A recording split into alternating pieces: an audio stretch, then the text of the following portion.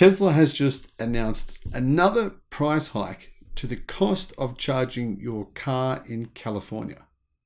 Prices now are starting to get kind of expensive. They're not as expensive as a tank of gas, but they are increasing. Hello, my friends. Welcome to the channel. I'm the Electric Viking. Great to see you. Welcome to all the new subscribers. Welcome back, everyone else. And the first thing I have to say here is what a great time it is to install solar panels on your house. Seriously, in Australia, they're being installed at an incredible rate. But to be fair, Australians pay about half the price that you guys in the US pay for solar energy. So I can understand why some of you are reluctant to do so. But I still think with the rise in energy prices all around the world over the past year, it's a really good time to install solar panels. And remember, Tesla's newest energy storage products, and a lot of energy storage products coming from companies not named Tesla, other companies have them as well, are now starting to use lithium iron phosphate batteries. Well, Tesla will be by the end of this year, and others are already using them now. That will mean your battery packs will have around 3 times as many charging cycles as what they would have in the past, meaning the ROI on that investment makes a lot of sense. So that's one way you can avoid some of these supercharger costs, right? But of course, if you're on road trips or driving a long way, then you can't avoid it. Tesla has announced a supercharger price hike in California that is adding to the price increases throughout the last year.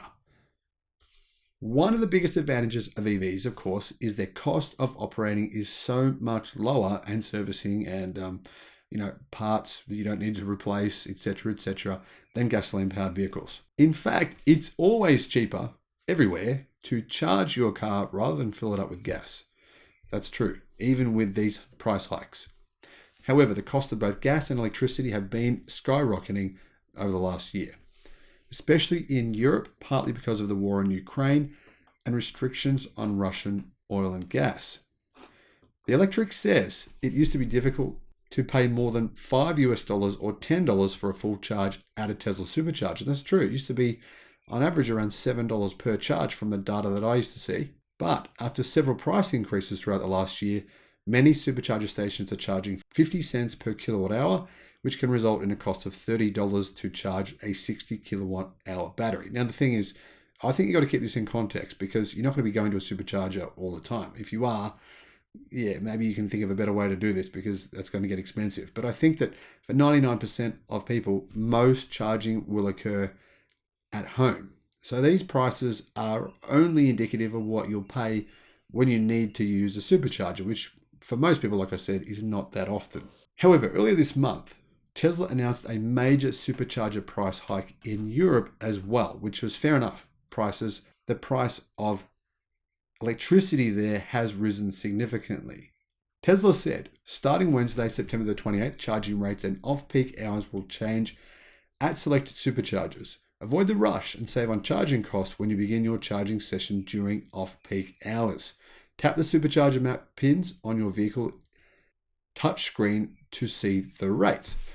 Worth considering this. Good time to charge your vehicle if you need to do it on the supercharger is in off-peak times. In Tesla's app, the screen can tell you when the most affordable time to charge is. In California and a few other popular EV markets, Tesla has been using the model of cheaper off-peak hours.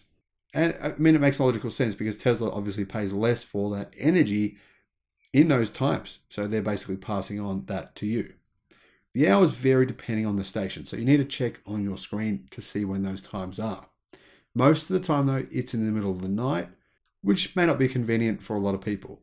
So that rate of 50 cents per kilowatt hour is really just doing peak hours. A lot of superchargers are 40 cents per kilowatt hour. But if you want to get a cheaper rate off peak hours, you'll get a lower rate than those prices. And of course, if you charge at home, it's going to be a hell of a lot cheaper again, or nothing if you have solar. Now, one thing that's happening as well is I think Tesla is going to get people accustomed to paying these kinds of rates at superchargers. I think the prices are pretty reasonable and pretty fair. You might agree or disagree with that. Let me know what you think in the comment section below. But I think the point here, they're going to train people to believe this is a fair price to pay, or this is just the price that you pay if you use a supercharger. And eventually, they're going to start making a lot of money out of people because Tesla are installing enormous megapack batteries at supercharger stations all across North America. they'll be essentially drawing power out of the grid when it's cheap at the off-peak hour, then selling it back to you in peak hours at a massively higher price. That's one way Tesla will make a way higher margin than gas stations do. People don't realize this. Tesla is setting themselves up to be one of the biggest electricity suppliers in North America. It's happening, whether you like it or not. And I believe that's a key part of how we should value Tesla's stock. They'll be one of the largest energy providers in the United States by 2030, based on my numbers, my spreadsheets, which I'll share with you guys within the next few months. So stay tuned, make sure you subscribe to the channel, and always have a great day. Thanks for watching. Bye-bye.